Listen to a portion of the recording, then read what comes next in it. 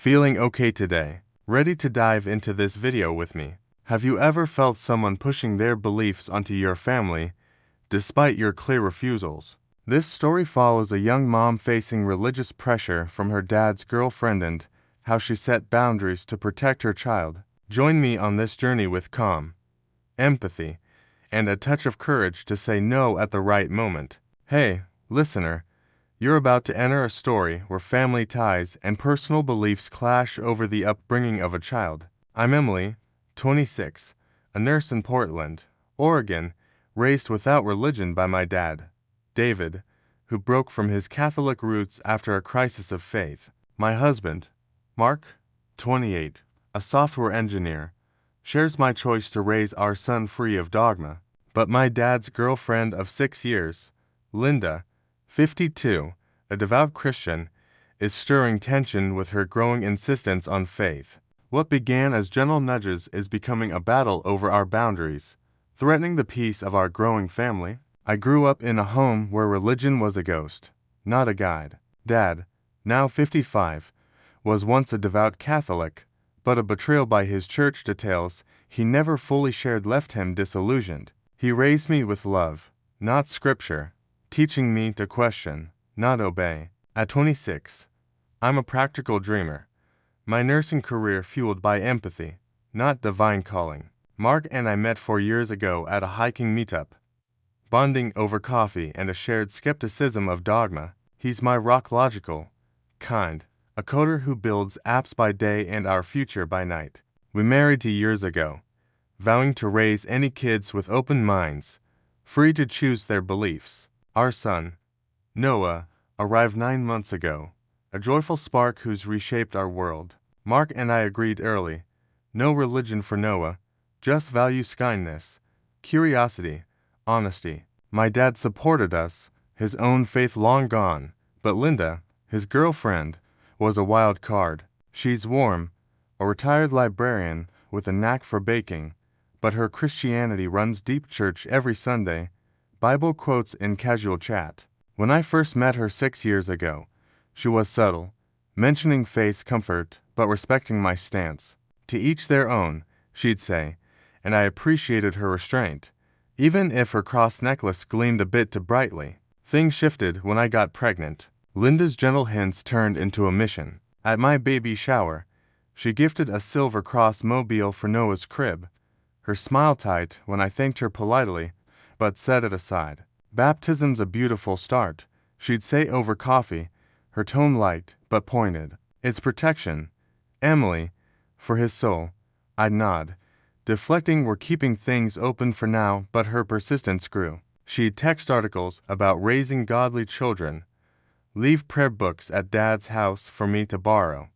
Mark noticed, too, rolling his eyes when Linda slipped a rosary into Noah's stroller during a visit. She's not subtle anymore, he muttered, and I felt the pressure mounting. Linda's fervor wasn't just about no-hit, was personal. She'd share stories of her own kids, now grown, saved by faith, implying I was denying Noah something vital. You weren't raised with God, Emily, but it's never too late, she said once, her voice soft but edged, as if my upbringing was a flaw. Dad stayed quiet during these talks, his silence a contrast to his usual warmth. I sensed his discomfort between Linda's zeal and his daughter's choice, but he didn't intervene, leaving me to navigate her push alone. At 26, I felt my boundaries tested, my role as Noah's mom under scrutiny. Mark and I held firm, but the strain was real. Linda's gifts piled up: Bibles, tiny saint statues, each a reminder of her agenda. My nursing shifts, already grueling, left me drained, and her suggestions felt like judgment, not love. I loved Dad, like Linda's warmth, but her faith was becoming a wedge, pressing on the life we'd built. Mark and I would lie awake, Noah asleep between us, whispering about how to handle it. She's not our mom, Mark said. Why is she acting like she gets a say? I didn't know, but I felt the weight of family harmony slipping, my choices as a parent questioned by someone I hadn't invited into that role. Our home, a cozy Portland rental with Noah's toys scattered, was our sanctuary, but Linda's presence loomed, even from afar. At 26, I faced a growing rift not just with her, but with the balance of love and respect I'd thought our family shared. Noah's future, our freedom to raise him, was ours to protect.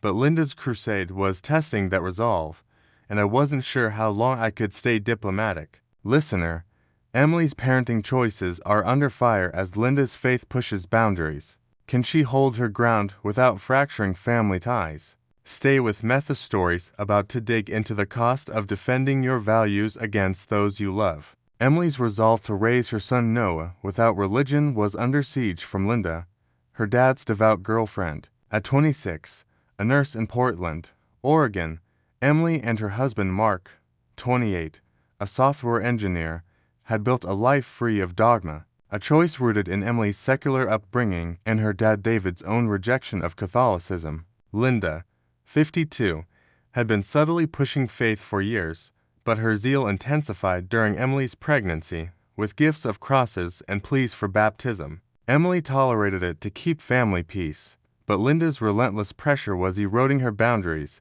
and a breaking point was near. Linda's campaign grew bolder as Emily's due date approached. Over coffee at David's house, she'd mention wonderful priests who could baptize Noah, her tone warm but insistent. It's a simple ceremony. Emily, a gift for his future, she'd say, undeterred by Emily's polite refusals. We're not there, Linda, but thanks. At family dinners, Linda dropped hints about church programs for kids, her disappointment clear when Mark changed the subject. Emily, juggling late shifts and pregnancy fatigue, felt the strain of dodging these jabs, her patience thinning. David, caught between them, stayed silent, his avoidance leaving Emily to fend for herself. The tension spiked at Christmas, a holiday Emily and Mark usually kept secular think hot cocoa lights, no prayers. Linda, invited to their Portland rental, arrived with a Bible and a plan. Before dinner, as Noah kicked in Emily's belly, Linda clasped her hands and announced, "Let's say grace tonight." As a family, the room stilled. David shifted uncomfortably. Mark raised an eyebrow. Emily, stunned, forced a smile. "We don't usually do that, Linda," she said, voice tight. Linda pressed, "It's Christmas, a time for faith. Just a short prayer, to avoid a scene." Emily nodded, but as Linda recited a lengthy blessing, Emily's hands clenched under the table. This wasn't her home's vibe. Belinda was imposing, not asking. Emily's restraint was about family harmony. She loved her dad, valued his happiness with Linda, and knew a fight could fracture that. Mark, less patient, whispered later, "She's crossing lines, Em. We didn't sign up for sermons." Emily agreed but urged calm. "Let's not make it a war." She backed off after the baby's born. At 26, she leaned on her nurse's empathy, hoping Linda's push was just excitement, not control. But each rosary gifted, each God's plan comment, chipped away at her sense of safety in her own choices. Noah arrived 3 weeks early, a healthy 6-pound spark who melted Emily's heart. The hospital room buzzed with joy. Mark beaming, David teary, but Linda's visit shifted the mood. Holding Noah, she cooed, "Thank God for this blessing. He's a miracle from above." The words, meant as love, landed like a violation. Emily's trauma, her secular stance born of a church's betrayal, flared. Linda's God wasn't her savior. It was a reminder of pain, of boundaries ignored. Exhausted, hormonal, and done with diplomacy, Emily snapped. "Linda, stop," she said, voice low but razor sharp. "The more you push God, the less you'll see Noah. Respect our choice, or we're done." The room froze. Linda's face fell, shock and hurt flashing in her eyes. Mark nodded silently, supportive. David looked away, conflicted. Linda set Noah in his crib, her voice trembling. "I just want what's best for him, Emily." I didn't mean. She trailed off, gathering her coat, and left without another word. David followed, casting Emily a glance part guilt, part plea. The silence after their exit was heavy, Noah's soft breaths the only sound. Emily's heart raced, a mix of relief and dread. Had she gone too far, or finally drawn the line she'd needed? Mark squeezed her hand. "You did right," he said. She's been at it too long. But Emily wasn't sure. At 26, she'd wanted peace, not a rift. Linda's sadness lingered, her intent perhaps loving but her actions invasive. Emily's boundary was clear, no faith for no, but enforcing it felt like severing family ties. She'd protected her son, her values, but the cost was real. Her dad's discomfort, Linda's hurt, a family dynamic now strained. Her home, meant to be a haven, felt like a battleground, and she wondered if her stand would isolate her further. The hospital stay ended, but the echo of that moment didn't. Linda's silence and spoke volumes, and David's texts were brief, cautious. Emily, cradling Noah, felt both fierce and fragile, her role as a mom clashing with her need for family. At 26, she faced a truth. Love didn't mean tolerating overreach, but setting limits could mean standing alone. Listener, Emily's drawn a hard line to protect Noah, but Linda's push has fractured family peace. Was her ultimatum fair, or too harsh? Stay with Metha Stories, about to explore the fallout of defending boundaries against those you love. Emily's stand against Linda's religious push had ignited a family rift. At 26, a nurse in Portland, Oregon, Emily, along with her husband Mark, 28, chose to raise their newborn son Noah without religion, a decision rooted in her secular upbringing and her dad David's rejection of Catholicism. Linda, David's devout girlfriend, escalated from subtle hints to outright pressure for Noah's baptism, culminating in Emily's sharp rebuke during a hospital visit. Stop pushing faith, or lose access to Noah. Linda's shocked exit left Emily torn between guilt and relief, and now, the fallout would test her resolve to protect her son's freedom. Hours after Linda and David left the hospital, David called, his voice heavy with reproach. "Emily, you were rude," he said. Linda's heart was in the right place. She loves Noah. You didn't have to snap like that. His words stung, echoing the dismissal she'd faced as a child when her concerns were ignored. Emily took a breath, her nurse's calm steadying her. "Dad, I'm not banning faith," she said. "I'm banning Linda forcing it on Noah. Mark and I get to decide how we raise him. She's ignored that, and you've let her." David sighed, defensive. "She's just trying to help. You're making this bigger than it is." The call ended abruptly, leaving Emily reeling. Her dad's loyalty split. Dale nodded at Emily. Had her tone been too harsh, her ultimatum too cruel?